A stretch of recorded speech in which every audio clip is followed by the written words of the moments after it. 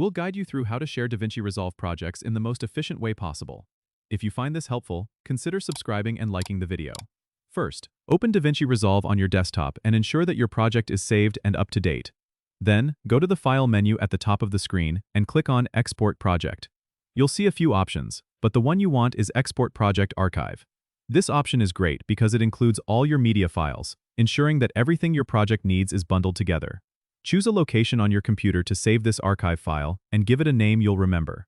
Once it's saved, you can share this archive file with others by uploading it to a cloud service like Google Drive or Dropbox, or by transferring it via an external storage device.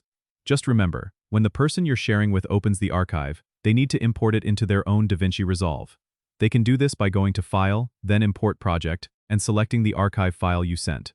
This will load all the media and edits exactly as you had them. Keep in mind, if you're collaborating with someone, both of you should be using the same version of DaVinci Resolve to avoid any compatibility issues. Sharing projects this way ensures that nothing is left behind and that your collaborator sees exactly what you have been working on. Don't forget to subscribe and comment if this helped you out.